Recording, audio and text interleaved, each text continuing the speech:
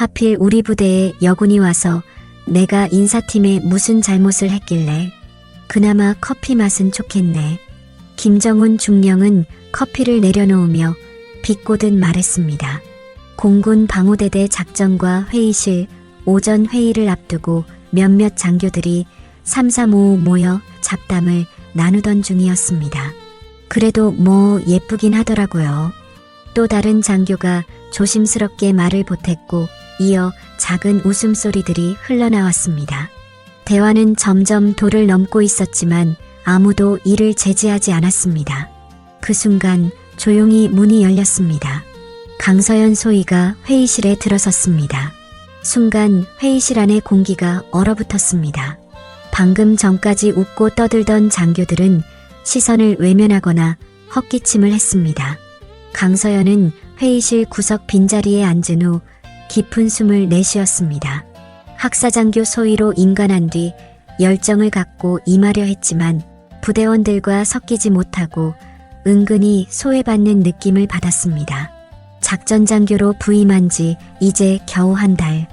훈련 계획서 하나 제대로 검토받지 못하고 행정 업무에만 묶여있는 날들이 계속되고 있었습니다. 이 모든 상황을 작전지원반장 표태호 중사가 눈여겨보고 있었습니다. 표태호 중사는 단정한 인상과 진지한 눈빛을 가진 군인이었습니다. 다른 부대원들과 달리 표태호는 그녀를 존중하는 태도를 보였었습니다. 그날 저녁 표태호 중사는 자신의 숙소에서 오늘 있었던 일들을 노트에 기록하고 있었습니다. 김정훈 중령의 부당한 행동들, 다른 장교들의 모욕적인 발언들, 그리고 계속되는 성희롱성 발언들. 태호의 손은 펜을 꽉 쥐며 떨리고 있었습니다. 그의 마음속에는 옳지 않은 것들을 바로잡아야 한다는 강한 정의감이 불타오르고 있었습니다. 한편 서연은 관사에서 혼자 식사를 하며 오늘 하루를 되돌아보았습니다.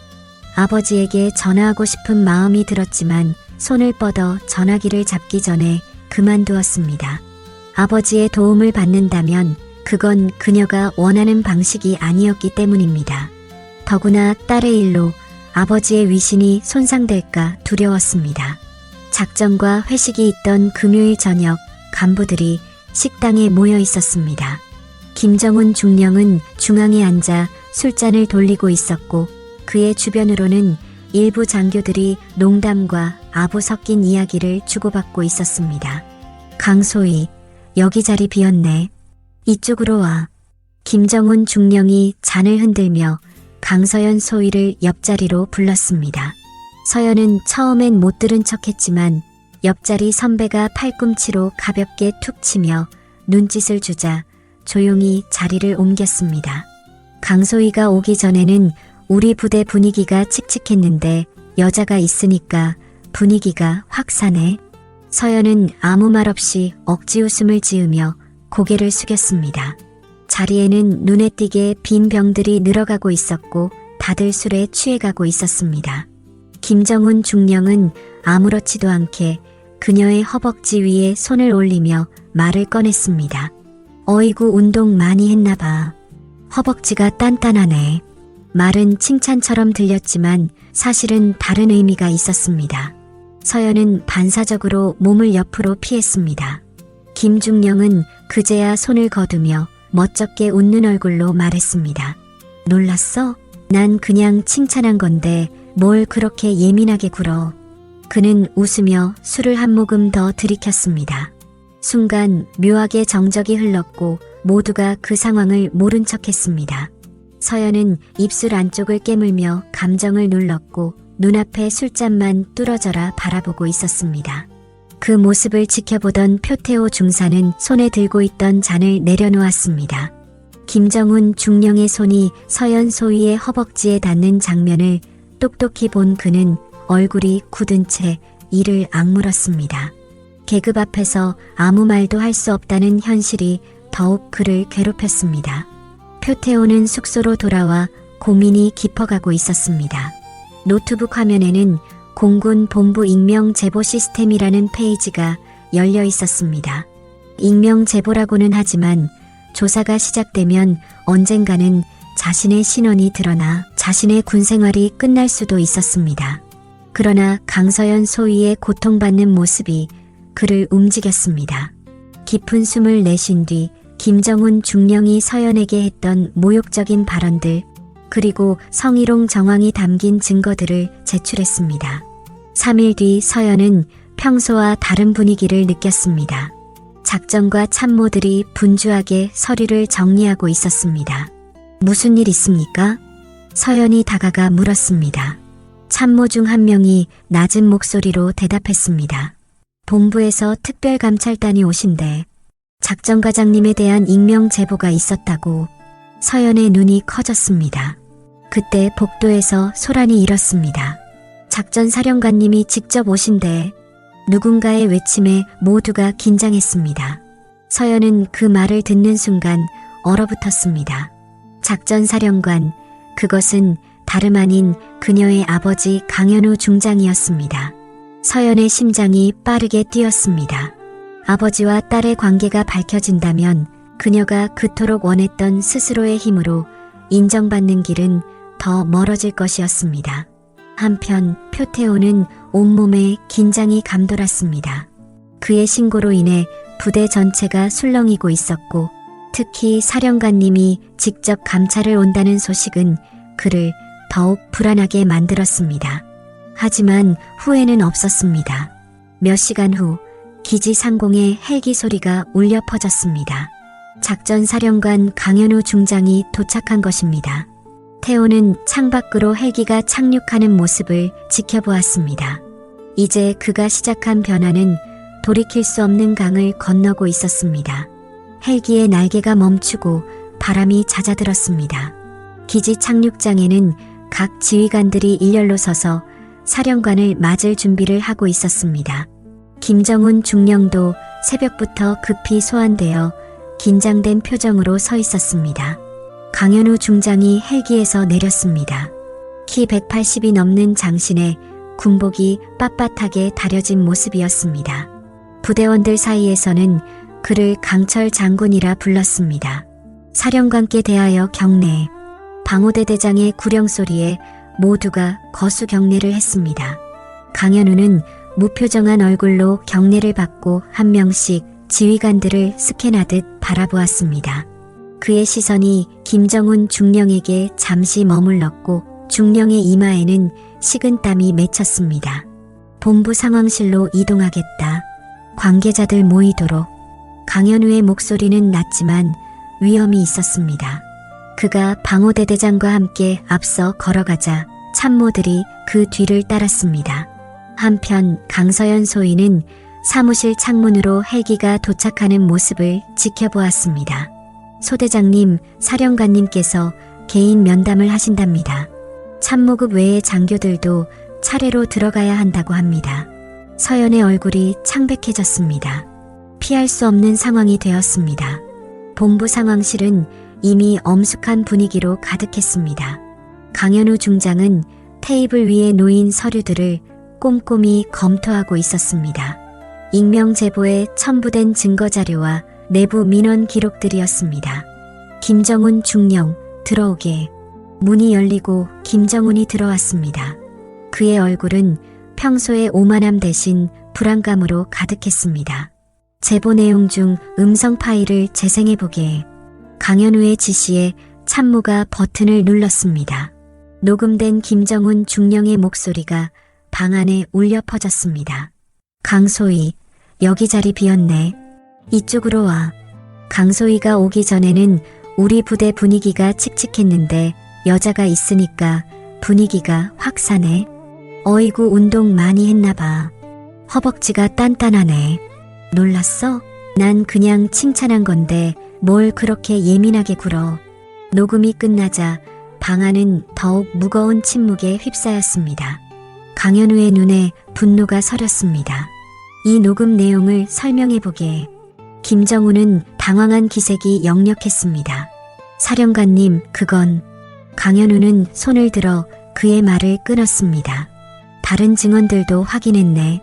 군인으로서의 기본적인 품위도 지키지 못하다니 굉장히 실망스럽네.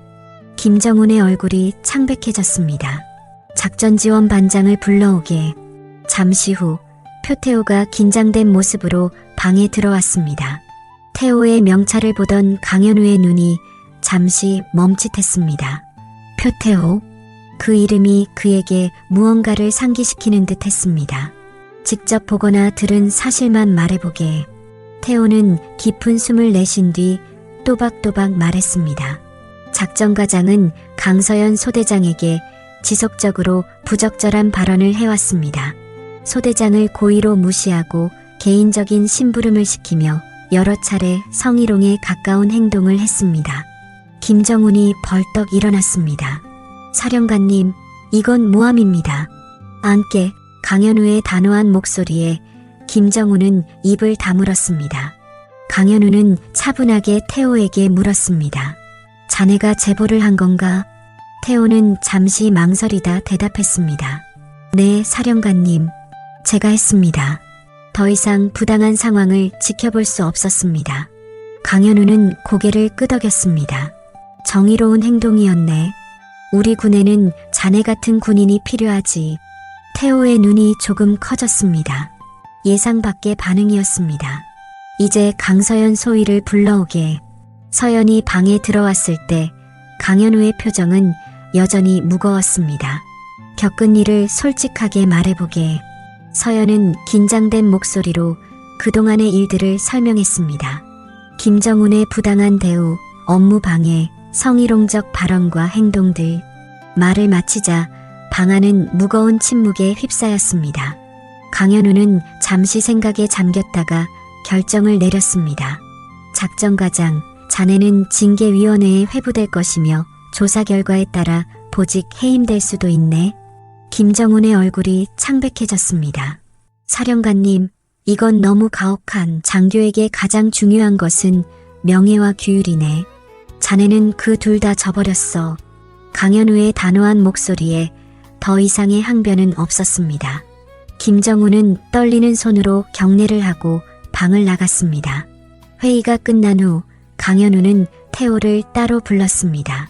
그는 태호의 명찰을 다시 한번 바라보며 조심스럽게 물었습니다. 자네 올해 나이가 어떻게 되지? 태호가 대답했습니다. 26입니다. 혹시 자네 어렸을 때부터 이 부대 근처에 살았나? 표태호는 살짝 놀라며 대답했습니다. 네, 맞습니다. 혹시 자네 아버님 성함이 표민국인가? 태호의 눈이 커졌습니다. 네, 맞습니다. 그런데 사령관님께서 어떻게 그걸 다... 강현우의 눈에 미세한 감정의 물결이 일었습니다. 자네 오늘 저녁에 시간 괜찮나? 이야기를 좀 더 나누고 싶네. 태호는 의아한 표정을 지으며 대답했습니다. 네, 알겠습니다, 사령관님. 해가 저물어 기지의 하늘이 주황빛으로 물들었습니다. 강현우 중장은 임시로 사용하는 집무실 창가에 서서 훈련장이 내려다 보이는 전경을 바라보고 있었습니다. 그의 눈에는 17년 전에 이곳에서의 기억이 오버랩되는 듯 했습니다. 하지만 많은 것이 변해 있었습니다. 노크 소리가 들렸습니다. 들어오게. 표태호 중사가 조심스럽게 문을 열고 들어왔습니다. 표태호는 긴장한 모습이었습니다. 사령관이 자신을 개인적으로 부른 이유가 무엇인지 짐작할 수 없었습니다. 앉게. 강현우는 소파를 가리켰습니다. 태호가 앉자 강현우도 맞은편에 앉았습니다. 잠시 침묵이 흘렀습니다. 강현우는 태호의 얼굴을 유심히 바라보았습니다. 자네 정말 표 상사의 아들이 맞나? 태호는 의아한 표정을 지었습니다. 네, 맞습니다. 저희 아버지를 아십니까? 강현우의 눈빛이 조금 흔들렸습니다. 알다마다. 자네 아버지와 나는 가까운 전우였네. 사실 오늘 자네가 익명 제보를 했다고 했을 때 그 모습이 아버지와 똑같았어. 정의롭고 용기 있는 행동이었지. 태호의 눈이 커졌습니다. 아버지가 돌아가신 후 그의 과거에 대해 들을 기회가 많지 않았는데 사령관의 입을 통해 듣게 될 줄은 몰랐습니다. 아버지가 어떤 분이셨는지 더 알고 싶습니다.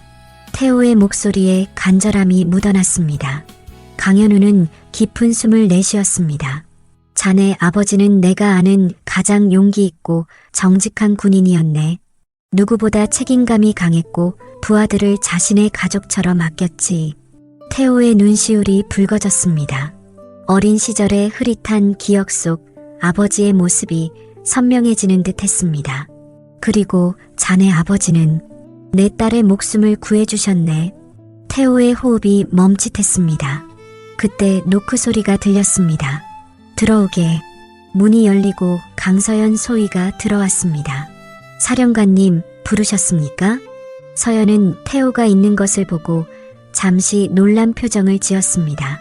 서연아, 이야기할 것이 있다.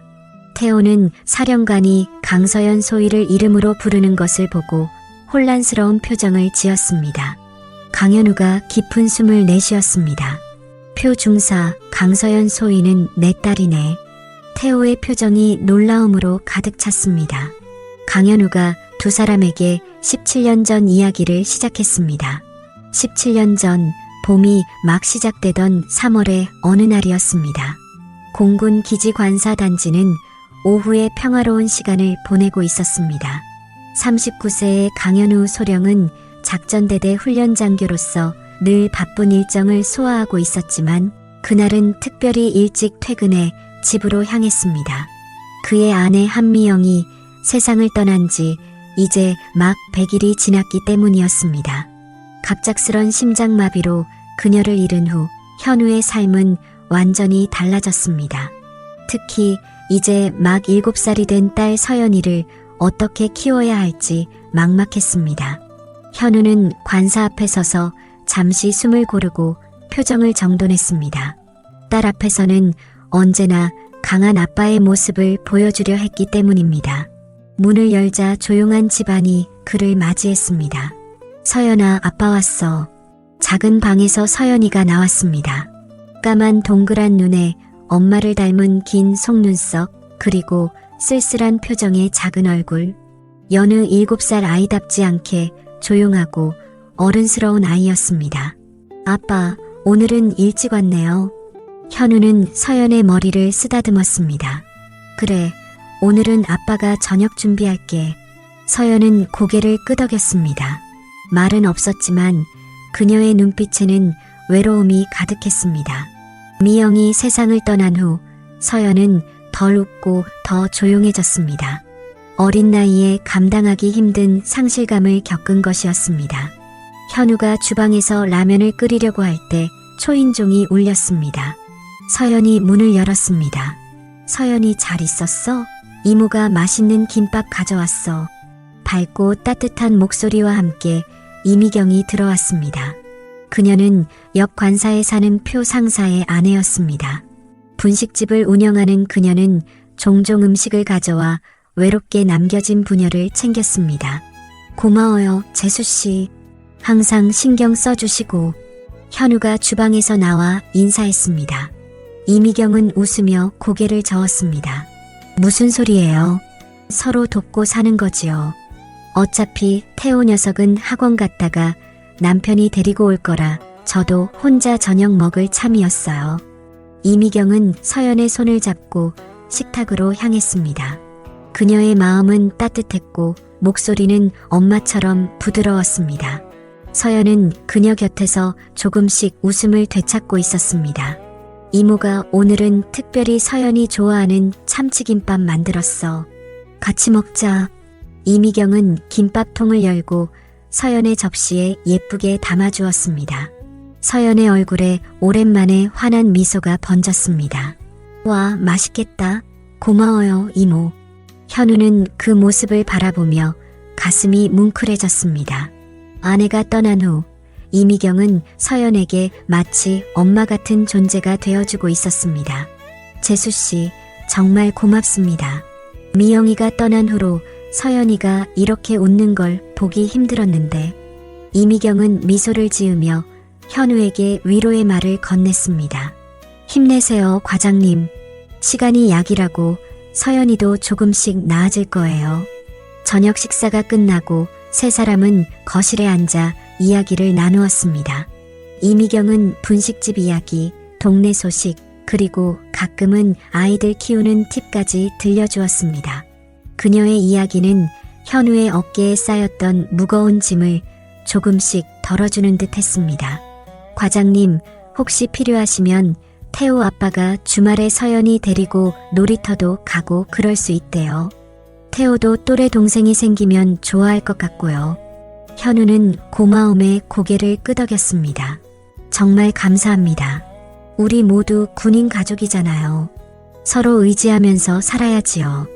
그때 문이 열리며 표 상사가 9살 태호의 손을 잡고 들어왔습니다. 여보, 여기 있었네. 태호가 자꾸 엄마 보고 싶다고 해서. 민국은 현우를 보고 잠시 당황한 듯 했습니다. 아, 과장님, 죄송합니다. 제가 미리 연락드렸어야 했는데. 현우는 웃으며 손을 저었습니다. 괜찮습니다. 재수 씨 덕분에 오랜만에 가족 식사 같은 시간을 보냈네요. 표 상사는 환한 미소를 지었습니다. 그는 40대 중반의 늠름한 체격에 따뜻한 눈빛을 가진 남자였습니다. 부대에서는 진짜 군인이라 불릴 만큼 책임감과 리더십이 강한 사람이었습니다. 과장님, 다음 주 합동훈련 준비는 잘 되고 계신가요? 민국이 물었습니다. 현우는 고개를 끄덕였습니다. 네, 다행히 준비는 잘 되고 있습니다. 표상사 덕분에 많이 수월해졌고요. 민국은 겸손하게 웃었습니다. 제가 한 일은 별로 없습니다. 과장님 지위가 탁월하신 덕분이죠. 두 사람은 잠시 업무 이야기를 나누다가 아이들이 놀고 있는 모습으로 화제를 돌렸습니다. 이미경은 주방에서 과일을 깎아 모두에게 나눠주었습니다. 그날 저녁 현우의 집에는 오랜만에 웃음소리가 가득했습니다. 마치 큰 가족이 모인 것처럼 따뜻하고 화목한 시간이었습니다. 밤이 깊어 표 가족이 돌아갈 시간이 되었습니다. 다음에 또 놀러와요. 서연이가 정말 좋아하네요. 강현우 소령이 말했습니다. 이미경은 고개를 끄덕였습니다. 당연하죠. 주말에는 우리 집에 와서 밥 먹어요. 제가 서연이 좋아하는 떡볶이 해줄게요. 서연의 눈이 반짝였습니다. 정말요? 야호! 모두가 웃었습니다. 아이의 웃음소리는 그 어떤 약보다 강했습니다. 표민국 가족이 떠난 후 현우는 서연을 재우기 위해 그녀의 방으로 향했습니다. 서연은 미소 지으며 오랜만에 편안한 표정으로 잠이 들었습니다. 현우는 거실로 나와 소파에 앉았습니다. 집안은 다시 조용해졌지만 전과는 달리 그 침묵이 너무 무겁게 느껴지지 않았습니다. 오늘처럼 이웃들과 함께하는 시간이 더 많아진다면 서연이도 자신도 조금씩 아픔을 이겨낼 수 있을 것 같았습니다. 그는 선반 위에 있는 미영의 사진을 바라보았습니다. 당신 없이도 잘 살아갈게. 우리 딸을 위해서라도. 다음 날 작전대대 훈련과장실의 불빛이 밤늦게까지 꺼지지 않았습니다. 강현우 소령과 표 상사는 다가오는 합동훈련 준비를 위해 밤샘 작업 중이었습니다. 책상 위에는 지도와 작전계획서 그리고 반쯤 식은 커피 잔들이 놓여 있었습니다. 오늘은 여기까지 하고 돌아가시죠. 벌써 밤 11시가 넘었네요. 강현우 소령이 시계를 보며 말했습니다. 괜찮습니다, 과장님. 내일이면 훈련인데 준비를 완벽하게 해야죠. 조금만 더 하고 가겠습니다. 민국의 눈에는 피곤함보다 책임감이 더 진하게 묻어났습니다. 그는 작전대대의 선임 부사관으로서 항상 솔선수범하는 모습을 보였습니다. 현우는 잠시 민국을 바라보았습니다. 3년 전 처음 만났을 때부터 그는 항상 이런 모습이었습니다. 묵묵히 자신의 일을 해내는 사람, 어떤 상황에서도 책임을 다하는 사람. 커피라도 한 잔 더 마시죠. 강현우가 자판기 커피를 건네자 민국은 감사하게 받았습니다. 두 사람은 잠시 창가에 서서 기지의 야경을 바라보았습니다. 불빛이 드문드문 켜진 훈련장과 활주로, 그리고 멀리 보이는 관사단지. 아이들은 잘 자고 있겠죠? 현우가 문득 말했습니다. 민국은 미소를 지었습니다. 그럴 겁니다. 태호는 자기 전에 항상 전화해서 잘 자라고 하거든요. 오늘도 9시에 통화했습니다. 현우는 부러운 마음이 들었습니다. 서연이는 아직 전화를 자유롭게 사용할 나이가 아니었고 관사에 두고 온 아이를 생각하니 마음이 쓰였습니다. 이웃집 어르신이 종종 봐주신다고 했지만 역시 마음이 놓이지 않네요. 과장님, 괜찮습니다. 제 아내가 종종 들여다본다고 했으니까요. 오늘도 자기 전에 서연이 상태를 확인했다고 문자가 왔었습니다. 현우의 눈이 조금 젖어들었습니다. 정말 감사합니다. 표 상사 가족이 아니었다면 저와 서연이는 많이 힘들었을 거예요. 두 사람은 다시 책상으로 돌아와 작업을 이어갔습니다. 밤이 깊어갈수록 대화는 업무에서 개인적인 이야기로 자연스럽게 흘러갔습니다. 사실 아내가 떠난 후로 매일 밤이 두렵습니다. 현우가 문득 말했습니다. 평소에는 감정을 잘 드러내지 않는 그였지만 표 상사 앞에서는 솔직해질 수 있었습니다. 밤이면 공허함이 더 크게 느껴지고 서연이를 혼자 키울 자신이 없어질 때가 많아요. 제가 좋은 아버지가 될 수 있을까 하는 두려움이 있습니다.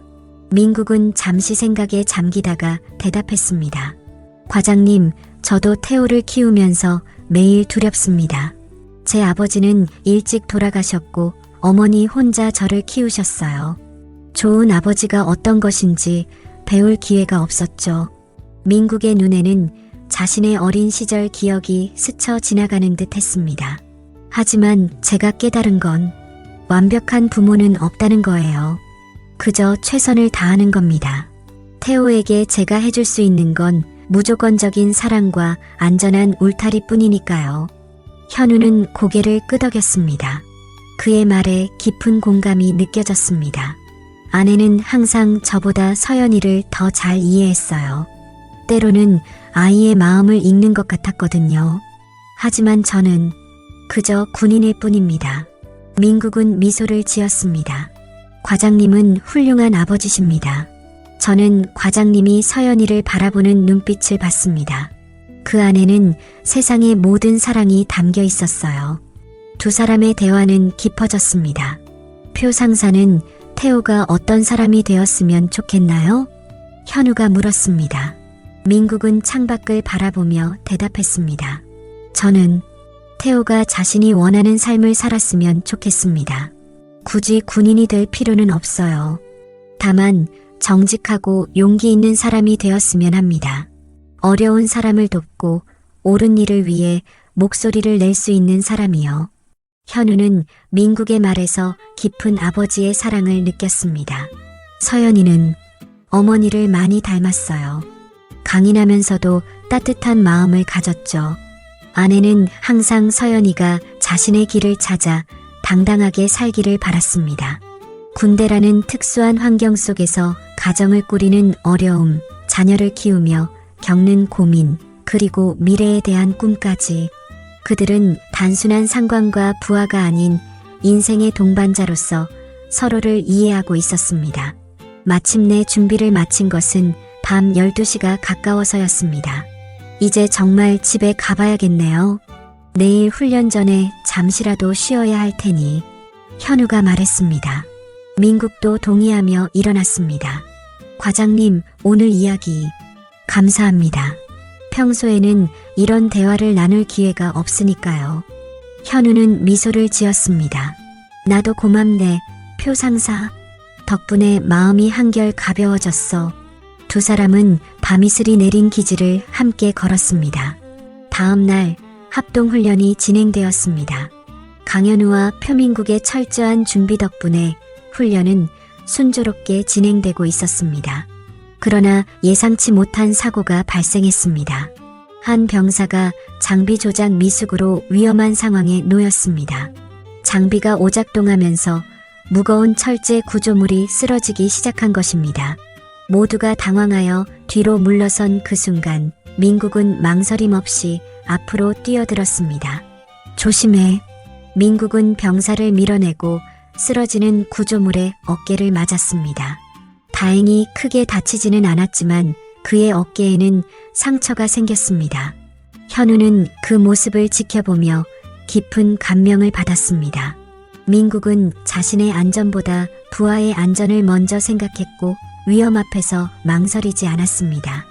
그것이야말로 진정한 리더의 모습이었습니다. 괜찮으십니까? 빨리 의무대로 가봐야 합니다. 현우가 다가와 물었습니다. 민국은 고개를 저었습니다. 괜찮습니다, 과장님. 훈련을 계속 지휘해야죠. 그러나 현우는 단호했습니다. 이건 명령입니다. 지금 바로 의무대로 가서 치료받으세요. 민국은 마지못해 동의했습니다. 현우는 그를 의무대로 보내고 남은 훈련을 지휘했습니다. 훈련이 끝난 후 현우는 의무대를 찾았습니다. 민국은 어깨에 붕대를 감은 채 병상에 앉아 있었습니다. 오늘 정말 용감했습니다. 그 병사는 상사님 덕분에 큰 부상을 면했어요. 민국은 쑥스러운 듯 웃었습니다. 당연한 일을 했을 뿐입니다. 과장님이라면 저보다 더 잘 대처하셨을 거예요. 현우는 고개를 저었습니다. 난 그런 용기가 있는지 모르겠는데 표상사는 진정한 군인입니다. 두 사람은 서로를 바라보며 깊은 존경의 눈빛을 교환했습니다. 이날의 사고는 두 사람 사이의 전우애를 더욱 깊게 만드는 계기가 되었습니다. 어느 날 저녁 기지 외곽의 분식점에서는 표 상사와 그의 아내 이미경이 함께 시간을 보내고 있었습니다. 태호는 학원에 있었고 이미경은 평소보다 일찍 문을 닫았습니다. 부부는 오랜만에 단둘이 차를 마시며 대화를 나누고 있었습니다. 여보, 오늘은 일찍 들어가서 태호 공부도 봐주고 과장님 댁에도 들러볼까요? 서연이가 혼자 있을 텐데. 이미경이 말했습니다. 민국은 고개를 끄덕였습니다. 그래요. 과장님이 오늘 당직이라고 했으니 서연이가 심심할 거예요. 두 사람은 분식점 문을 닫고 차에 올랐습니다. 차 안에서는 라디오에서 잔잔한 음악이 흘러나오고 있었습니다. 관사 단지로 접어드는 순간 민국의 표정이 긴장되었습니다. 여보, 저기 연기가. 이미경도 그것을 보았습니다. 관사 한동에서 검은 연기가 피어오르고 있었습니다. 그리고 그곳은 바로 강현우의 집이 있는 건물이었습니다. 서연이. 민국의 외침과 함께 차가 급히 속도를 올렸습니다. 가까이 다가갈수록 상황은 더욱 심각해 보였습니다. 검은 연기가 하늘로 치솟고 있었고 불길은 건물 1층을 덮고 있었습니다. 차를 세우자마자 민국과 이미경은 뛰어나갔습니다. 주변에는 몇몇 주민들이 모여 있었고 누군가 이미 119에 신고한 상태였습니다. 여보, 서연이가. 민국은 주변을 빠르게 살폈습니다. 불길은 1층을 완전히 덮고 있었고 2층으로 번져가고 있었습니다.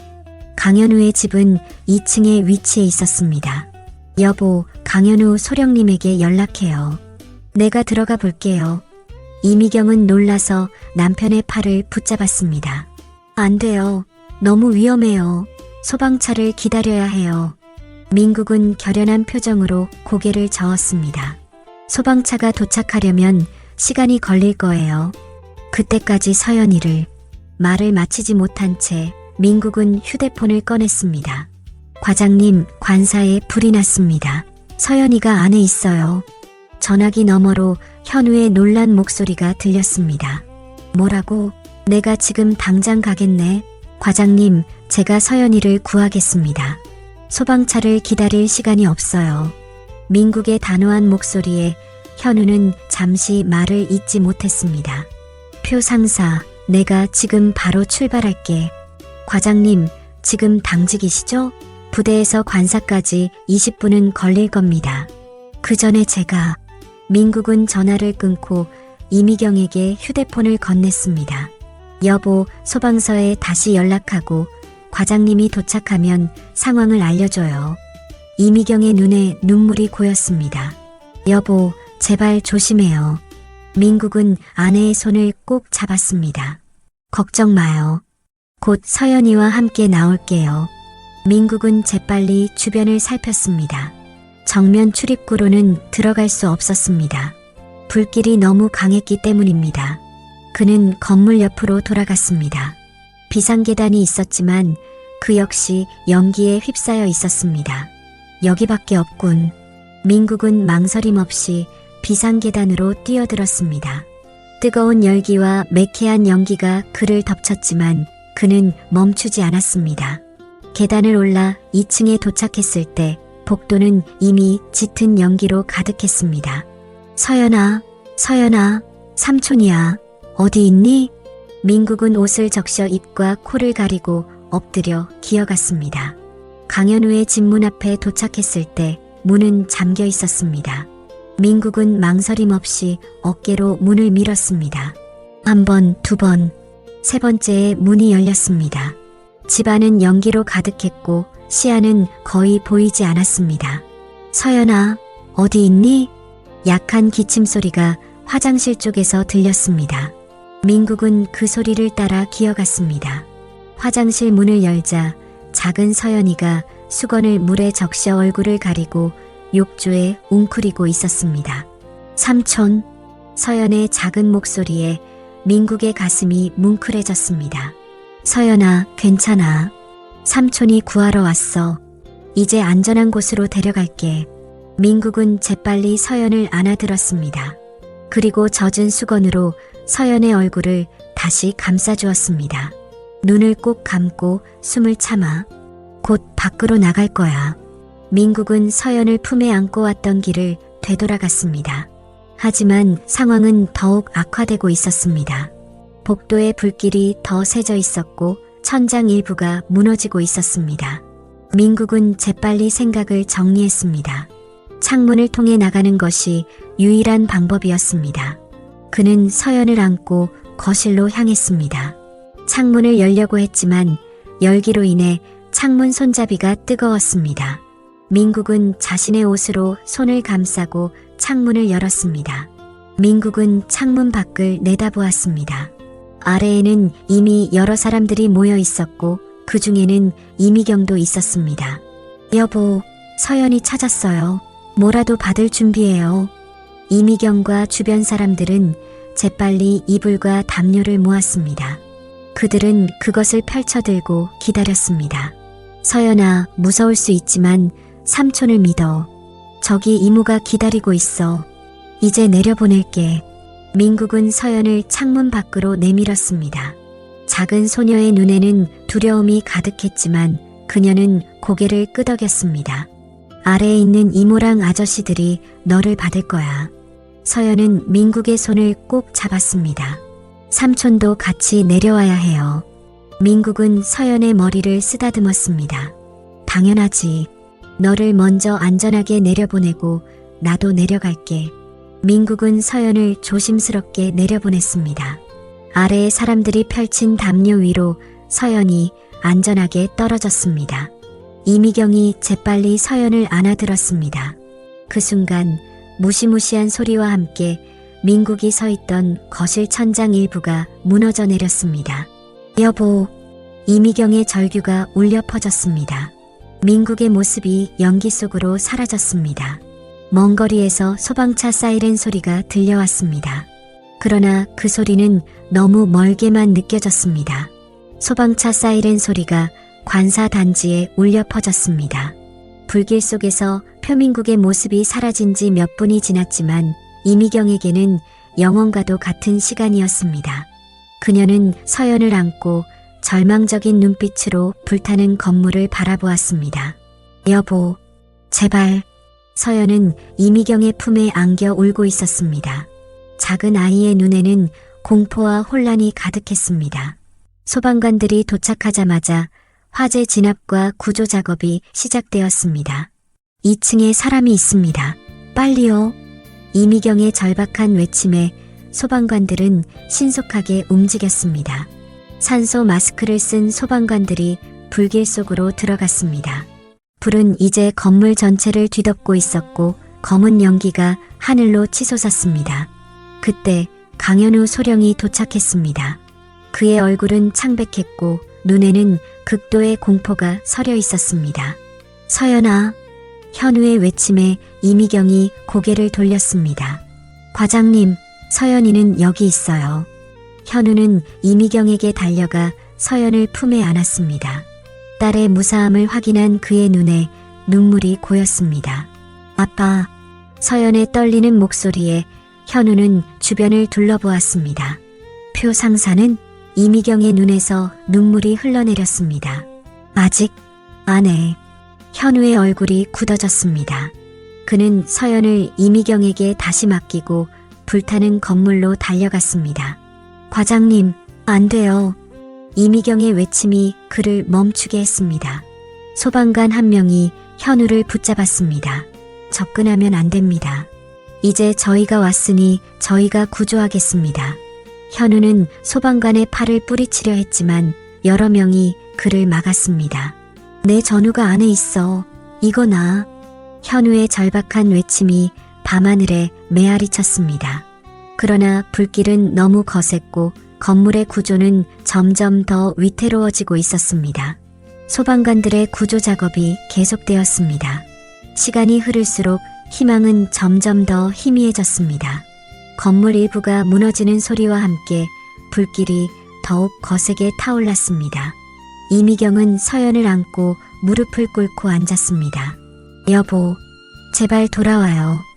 현우는 이미경 옆에 서서 무력함을 느꼈습니다. 그는 자신의 가족을 구하기 위해 목숨을 걸고 불 속으로 뛰어든 전우를 생각하며 가슴이 찢어지는 듯한 고통을 느꼈습니다.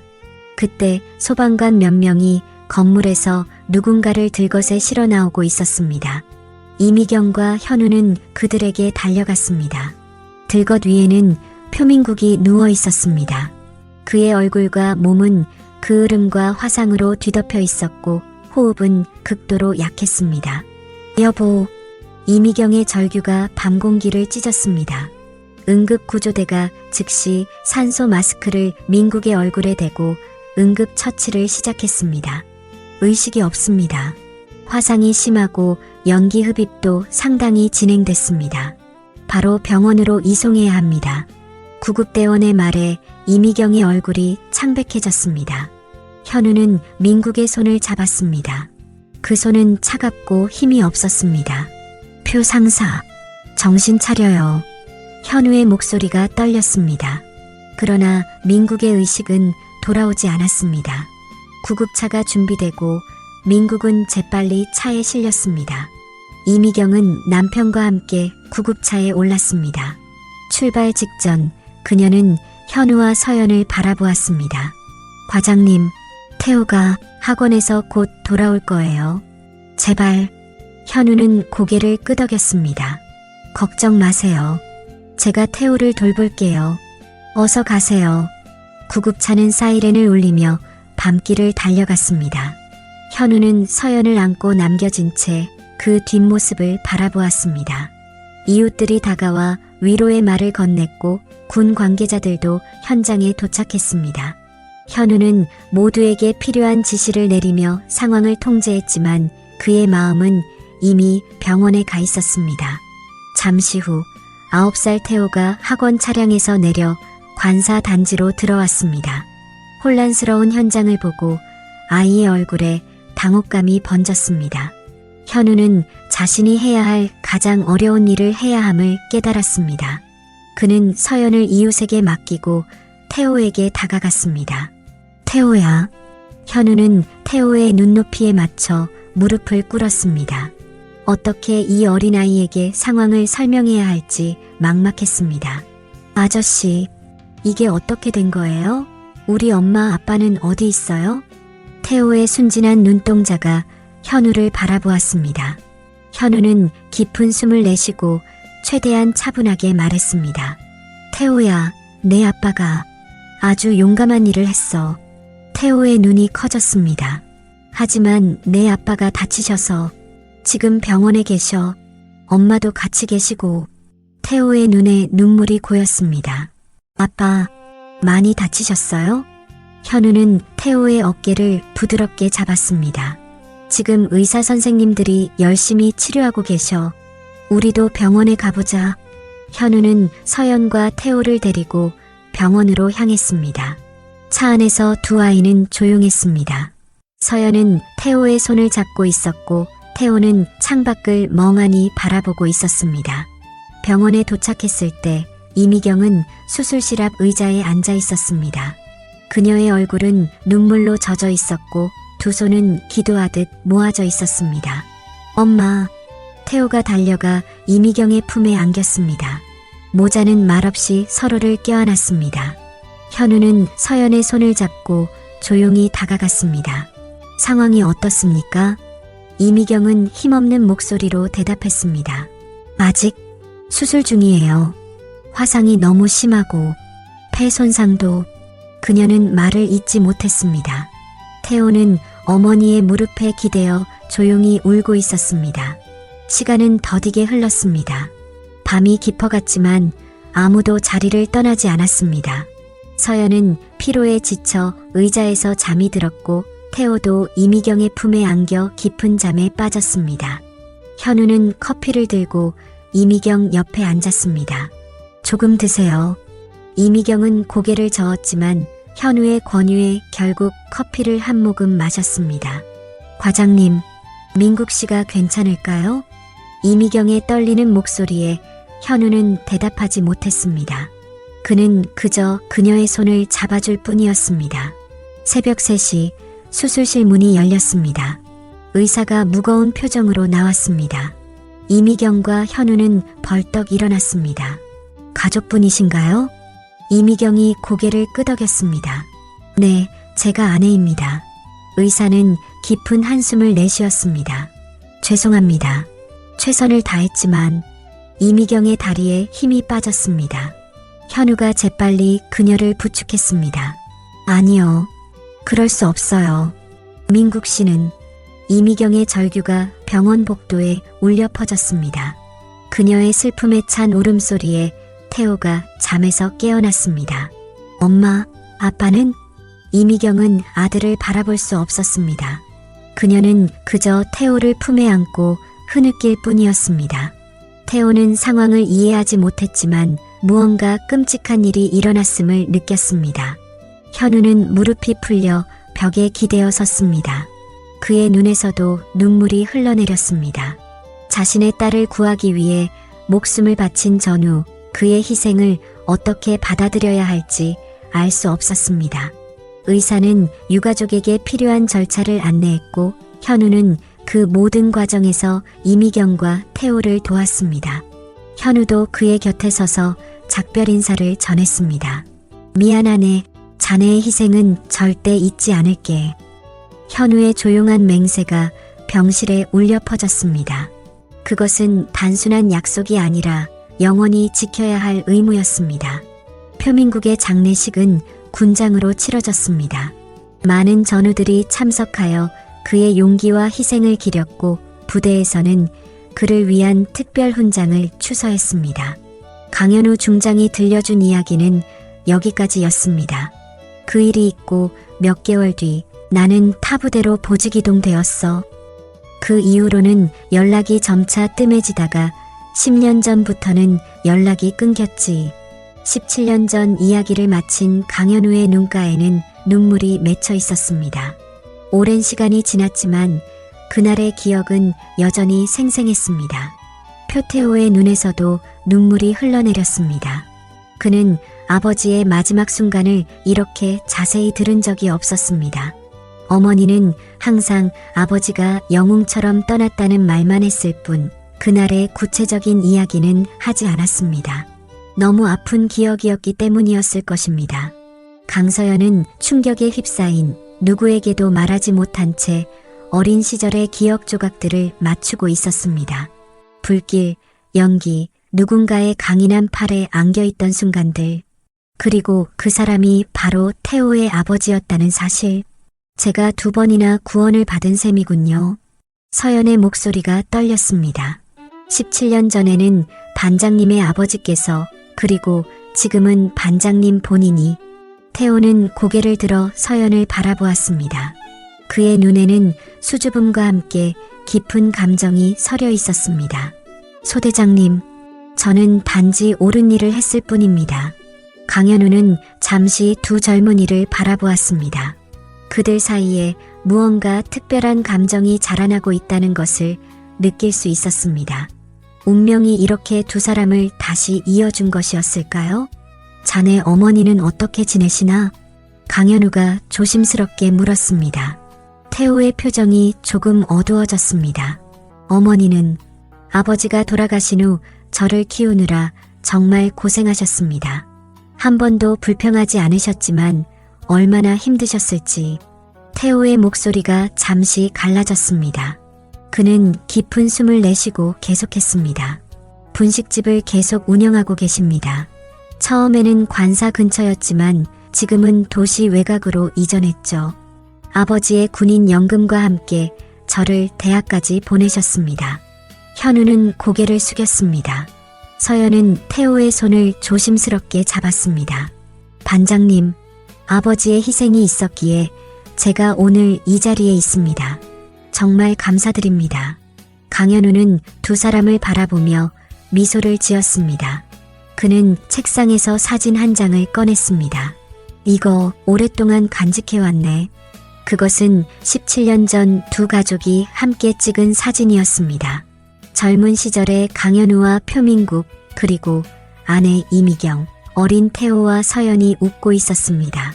아내가 떠나고 얼마 지나지 않아 찍은 사진이라 내 표정이 좋지 않지만 표 상사는 항상 웃고 있었지. 태호는 사진을 받아들고 오랫동안 바라보았습니다. 아버지의 미소, 어머니의 환한 얼굴, 그리고 서연의 어린 모습까지. 운명이 이렇게 그들을 엮어놓았다는 사실이 놀라웠습니다. 어머니는 최근 들어 많이 힘들어하십니다. 태호가 문득 말했습니다. 강현우와 서연이 그를 바라보았습니다. 분식집 매출이 점점 줄어들고 임대료는 오르고 게다가 올해 초에는 허리 수술까지 받으셨습니다. 제가 도우려 해도 군 생활하느라 자주 찾아뵙지 못하고. 태호의 목소리에 무거움이 느껴졌습니다. 어머니를 생각하면 그의 마음은 항상 무거웠습니다. 홀로 아들을 키우며 분식집을 운영하는 어머니의 삶이 얼마나 고단했을지 생각하면 가슴이 아팠습니다. 강현우는 진지한 표정으로 말했습니다.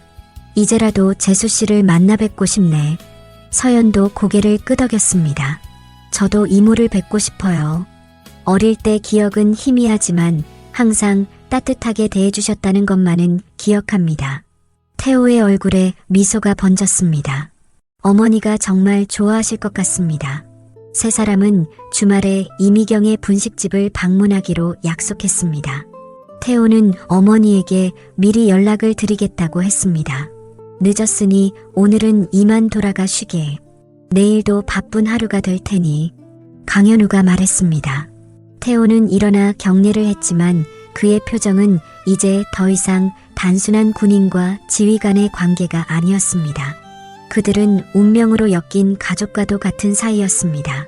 서연은 태호에게 작별 인사를 건넸습니다. 내일 뵐게요, 반장님. 태호는 미소 지었습니다. 네, 소대장님. 공식적인 호칭이었지만 두 사람의 눈빛은 그것보다 더 깊은 무언가를 담고 있었습니다. 태호가 떠난 후 서연이 조용히 물었습니다. 아빠, 왜 그동안 이 이야기를 해주지 않으셨어요? 내가 어렸을 때는 그 충격이 너무 클까봐. 그리고 내가 커서는 내 약속을 지키지 못했다는 부끄러움 때문이었을지도 모르겠구나. 서연은 아버지의 손을 잡았습니다. 어떤 약속이요? 표 상사의 가족을 돌보겠다는 약속. 하지만 내가 전출간 이후로 연락이 점점 뜸해졌고 결국 완전히 끊어지고 말았으니 현우의 목소리에는 깊은 후회가 묻어 있었습니다. 하지만 이제라도 늦지 않았어요. 우리가 다시 만났잖아요. 서연의 따뜻한 말에 현우는 미소를 지었습니다. 그래, 내 말이 맞아. 이제라도 그 약속을 지킬 수 있게 되어 다행이구나. 서연은 아버지를 꼭 안아주었습니다. 아빠, 오늘 진실을 알려주셔서 감사해요. 제가 누구인지, 어떤 희생 위에 제가 서 있는지 알게 되어 감사합니다. 현우는 딸의 머리를 쓰다듬었습니다. 서연아, 넌 항상 내 자랑이었어. 내 엄마도 항상 널 보며 분명 자랑스러워 하실 거야. 서연은 방으로 돌아가 창가에 서서 밤하늘을 바라보았습니다. 17년 전 자신을 구하기 위해 목숨을 바친 표 상사와 오늘 자신을 다시 한번 구해준 그의 아들 태호, 그리고 그동안 무거운 비밀을 간직해온 아버지. 모든 퍼즐 조각이 맞춰지는 것 같았습니다. 한편 태호는 숙소로 돌아와 어머니에게 전화를 걸었습니다. 이미경은 늦은 시간임에도 아들의 전화를 반가워했습니다. 엄마, 이번 주말에 시간 있으세요? 특별한 손님들을 모시고 갈게요. 손님? 누구? 태호의 목소리가 떨렸습니다. 강현우 중장님이요. 그리고 그분의 따님 서연 씨도요. 전화기 너머로 잠시 침묵이 흘렀습니다. 그리고 이미경의 떨리는 목소리가 들렸습니다. 정말이니? 강소령님이. 아니, 이제는 중장님이시구나. 그리고 서연이도. 태호는 어머니의 목소리에서 감정이 북받치는 것을 느꼈습니다. 네, 엄마. 17년 만에 재회해요. 중장님께서 꼭 뵙고 싶다고 하셨어요. 그래. 그럼 이번 주말에 기다릴게. 맛있는 음식 많이 준비해둘게. 통화가 끝난 후 태호는 베개에 얼굴을 묻고 오랫동안 울었습니다. 어린 시절부터 항상 그리워했던 아버지, 그리고 아버지가 목숨을 바쳐 구한 소녀가 지금은 자신과 같은 부대원 되어 있다는 운명의 아이러니, 그리고 그 소녀에게 서서히 커져가는 자신의 마음까지, 모든 것이 운명처럼 느껴졌습니다. 도시 외곽의 작은 분식점, 민국 분식이라고 쓰인 간판은 정겨움이 느껴지는 글씨체였습니다. 가게 안은 토요일임에도 불구하고 손님이 거의 없어 조용했습니다. 이미경은 아침부터 분주하게 움직였습니다. 오랜만에 특별한 손님들이 온다는 생각에 가게 구석구석을 깨끗이 청소하고 오래된 메뉴판도 새로 닦았습니다. 50대 중반의 나이지만 그녀의 얼굴에는 기대감으로 인한 생기가 돌았습니다. 떡볶이 양념은 조금 더 달게 해야겠어. 서연이가 달콤한 걸 좋아했으니까. 이미경은 혼잣말을 하며 떡볶이 양념을 조금 더 넣었습니다. 17년 전 어린 서연이 자신의 떡볶이를 좋아했던 기억이 생생했습니다. 그 작은 소녀가 이제는 군인이 되어 돌아온다는 사실이 믿기지 않았습니다. 그리고 강현우. 한때는 남편과 친형제처럼 지냈던 그 사람을 다시 만난다는 생각에 이미경의 마음은 복잡했습니다. 기쁨과 설렘, 그리고 오래된 슬픔이 뒤섞인 감정이었습니다. 가게 밖에서 차 소리가 들렸습니다. 이미경은 긴장된 마음으로 창밖을 바라보았습니다. 검은색 승용차 한 대가 가게 앞에 멈췄고 먼저 태호가 내렸습니다. 그리고 그 뒤로 군복을 입은 서연과 마지막으로 강현우가 차에서 내렸습니다. 이미경의 심장이 빠르게 뛰었습니다. 강현우는 나이가 들었지만 여전히 단정하고 위험 있는 모습이었습니다. 서연은 아름다운 젊은 여성으로 성장해 있었습니다. 어린 시절의 모습이 어렴풋이 남아 있었지만 이제는 당당한 군인의 모습이었습니다. 문이 열리고 태호가 먼저 들어왔습니다. 엄마, 저 왔어요. 이미경은 순간 움직일 수 없었습니다. 그저 문간에 서 있는 세 사람을 바라볼 뿐이었습니다. 강현우와 서연도 잠시 말을 잇지 못했습니다. 17년이라는 세월이 한순간에 무너지는 듯 했습니다. 재수씨, 강현우가 먼저 입을 열었습니다. 그의 목소리는 떨렸습니다. 오랜만입니다, 소령님. 아니, 이제는 중장님이시죠? 이미경의 눈에 눈물이 고였습니다. 그녀는 서연에게 다가갔습니다. 서연아, 정말 많이 컸구나. 어쩜 이렇게 예쁘게 자랐니? 서연의 눈에도 눈물이 맺혔습니다. 그녀는 어린 시절의 기억 속에서 항상 따뜻하게 대해주던 이모의 모습을 떠올렸습니다. 이모, 저 기억하세요? 저는 어렴풋이 기억나요. 이모가 만들어주신 김밥이랑 떡볶이. 이미경은 서연을 꼭 안아주었습니다. 그럼 어떻게 있겠니? 우리 서연이. 강현우는 그 모습을 바라보며 가슴 한편이 뭉클해졌습니다. 태호는 조용히 뒤에 서서 세 사람의 재회를 지켜보았습니다. 한참 후 네 사람은 가게 안쪽 테이블에 앉았습니다. 이미경은 서둘러 음식을 준비하기 시작했습니다.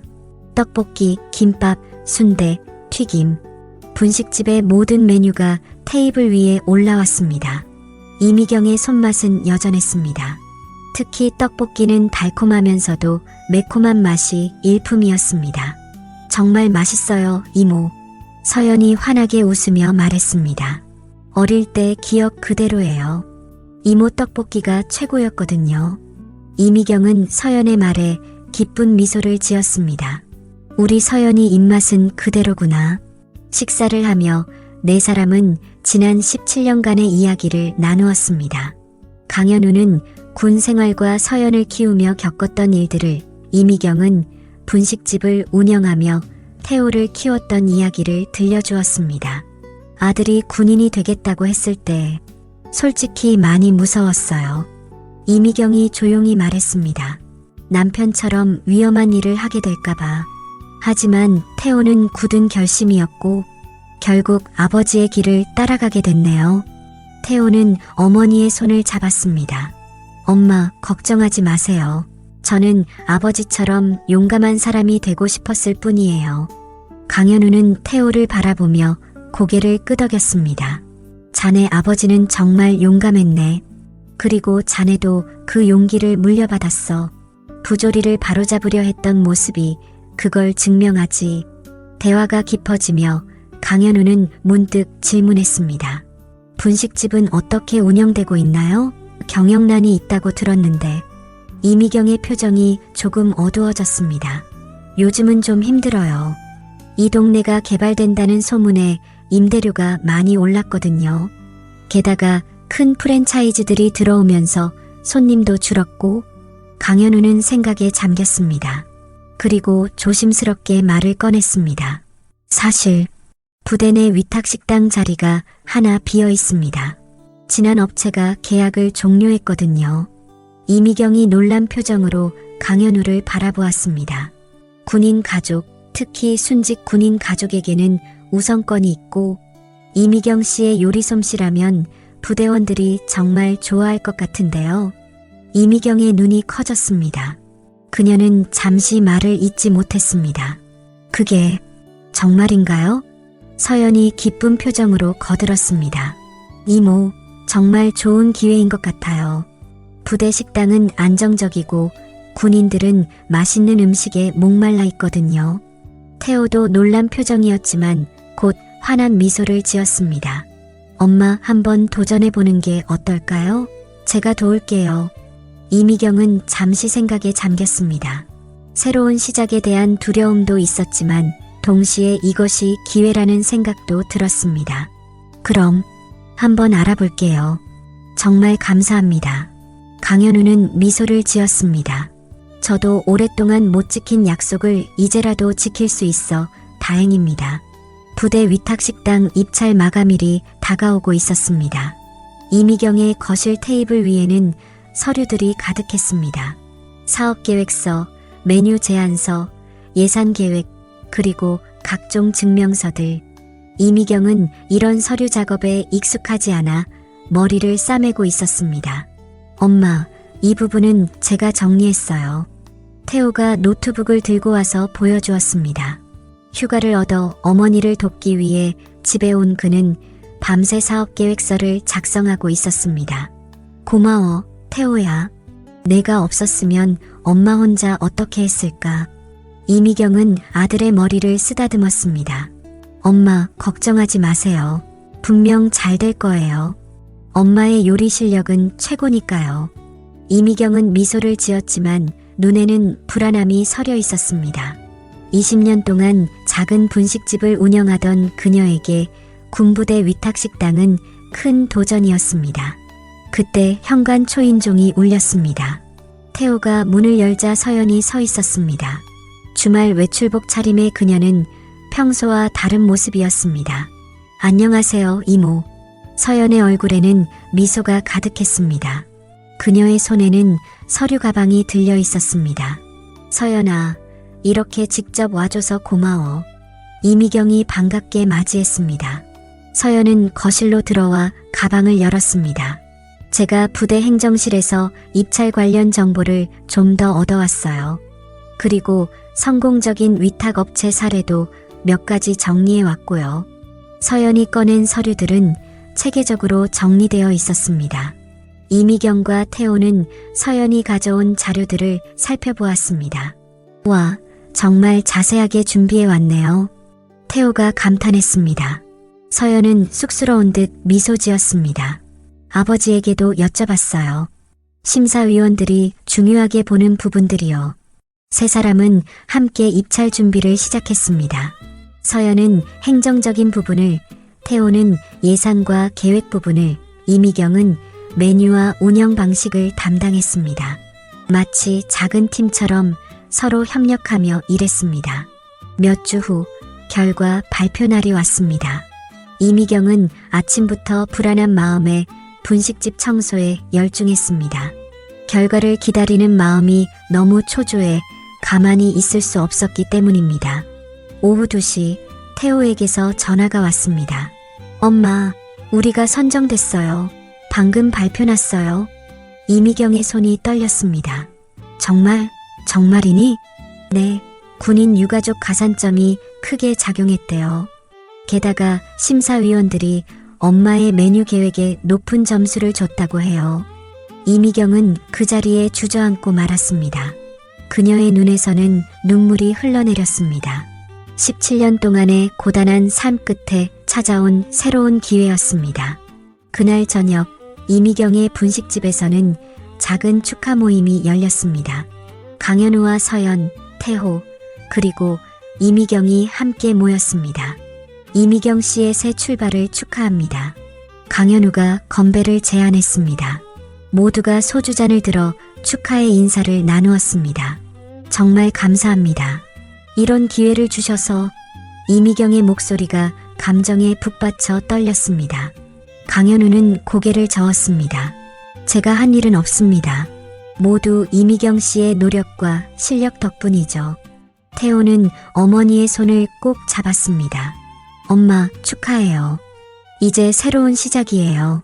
이미경은 아들을 바라보며 미소 지었습니다. 내 아버지가 알면 얼마나 기뻐하실까. 서연도 감격에 찬 표정이었습니다. 이모, 이제 매일 뵐 수 있겠네요. 정말 기뻐요. 한 달 후 부대 내 위탁식당 오픈을 준비하는 과정은 바쁘게 진행되었습니다. 공간을 정비하고 주방 기구를 설치하고 인테리어를 바꾸는 일까지. 이미경은 2명의 주방 보조를 고용했고 메뉴를 최종 확정했습니다. 놀랍게도 강현우는 주말마다 식당 준비를 직접 도왔습니다. 중장님이 이렇게 직접 도우시다니 정말 감사합니다. 이미경이 땀을 닦으며 일하는 강현우에게 말했습니다. 그는 미소를 지었습니다. 오래된 약속을 지키는 중입니다. 표 상사에게 한 약속이니까요. 이미경의 눈에 눈물이 고였습니다. 그녀는 문득 식당 카운터 구석을 바라보았습니다. 그곳에는 표민국의 사진이 액자에 담겨 세워 있었습니다. 군복을 입고 환하게 웃고 있는 그의 모습이었습니다. 여보, 우리가 다시 부대에 돌아왔어요. 이번엔 내가 군인들을 위해 음식을 만들어요. 이미경은 마음속으로 남편에게 말했습니다. 사진 속 민국은 여전히 환하게 웃고 있었습니다. 마침내 식당 개업일이 되었습니다. 민국 식당이라는 간판이 부대 내에 걸렸습니다. 첫날부터 많은 군인들이 찾아와 북적였습니다. 이미경은 주방에서 바쁘게 음식을 만들었고 태호와 서연은 틈틈이 와서 도왔습니다. 정말 맛있습니다, 사장님. 젊은 병사들의 칭찬에 이미경은 환하게 웃었습니다. 오랜만에 느껴보는 보람과 기쁨이었습니다. 개업 축하 꽃다발들 사이에서 이미경은 잠시 생각에 잠겼습니다. 17년 전 남편을 잃고 홀로 아들을 키우며 분식집을 운영했던 힘든 시간들, 그리고 이제 새롭게 시작된 부대 안에서의 생활. 그녀의 옆에 태호가 다가와 섰습니다. 엄마, 아버지가 정말 자랑스러워 하실 거예요. 이미경은 아들의 손을 잡았습니다. 그래, 내 아버지가 우리를 여기로 이끌어준 것 같구나. 서연도 주방에 들러 이미경을 안아주었습니다. 이모, 정말 축하드려요. 앞으로 자주 찾아올게요. 이미경은 서연의 머리를 쓰다듬었습니다. 고마워, 서연아. 내가 있어서 정말 든든해. 그날 저녁 식당 문을 닫은 후 이미경은 홀로 자리에 앉아 주변을 둘러보았습니다. 새 출발의 첫날이 성공적으로 마무리되었습니다.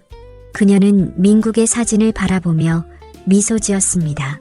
여보, 잘 지켜봐요. 내가 앞으로 더 멋지게 해낼 테니까.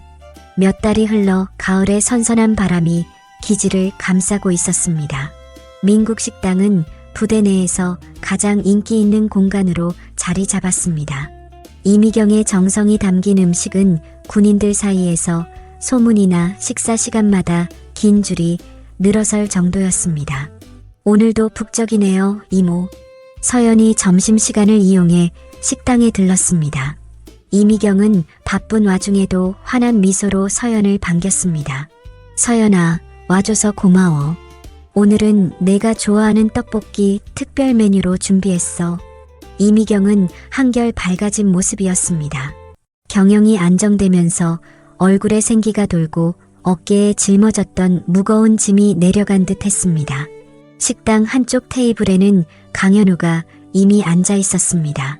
요즘 그는 정기적으로 이곳에서 식사를 하며 이미경의 식당을 지원했습니다.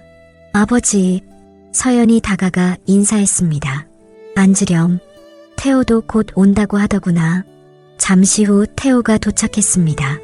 그는 최근 진급시험을 앞두고 있어 바쁜 나날을 보내고 있었지만 주말마다 어머니의 식당을 돕고 있었습니다. 네 사람은 함께 식사하며 일상을 나누었습니다. 마치 오래된 가족처럼 편안한 분위기였습니다. 어머니, 이번 주말에 직원 한 명 더 채용하는 건 어떨까요? 손님이 너무 많아서 힘드실 것 같아요. 태호가 걱정스럽게 말했습니다.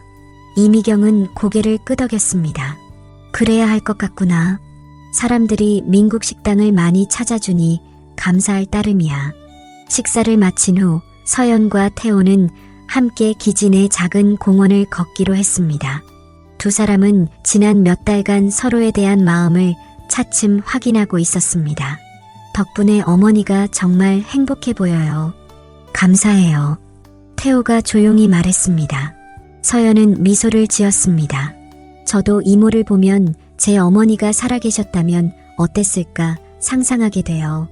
이모가 계셔서 제가 더 감사해요. 두 사람은 나란히 걸으며 손을 잡았습니다. 가을 햇살이 두 사람의 모습을 따스하게 비추었습니다. 한편 식당에 남은 강현우와 이미경은 창밖으로 걸어가는 두 젊은이를 바라보고 있었습니다. 저 둘 정말 잘 어울리네요. 이미경이 미소 지으며 말했습니다. 강현우도 고개를 끄덕였습니다. 그러게요. 마치 운명처럼 다시 만났으니. 이미경은 식당 벽에 걸린 민국의 사진을 바라보았습니다. 민국 씨도 하늘에서 흐뭇하게 바라보고 있을 거예요. 우리 아이들이 이렇게 행복한 모습을. 강현우는 잠시 생각에 잠겼다가 말했습니다. 표 상사, 당신의 아들이 내 딸을 지켜주고 있소. 마치 당신이 그랬던 것처럼. 이미경의 눈에 맺힌 눈물은 더 이상 슬픔이 아닌 감사와 행복의 눈물이었습니다. 17년 전의 비극이 이제는 새로운 인연으로 피어나고 있었습니다. 저녁 무렵 네 사람은 다시 식당에 모여 함께 저녁을 준비했습니다. 그들의 웃음소리가 따뜻하게 울려 퍼졌습니다. 하늘에서 별들이 하나둘 빛나기 시작했습니다. 마치 표민국과 강현우의 아내가 그들을 내려다보며 미소 짓고 있는 것처럼 두 가족의 인연은 이렇게 다시 이어져 더 깊고 단단한 유대로 피어나고 있었습니다.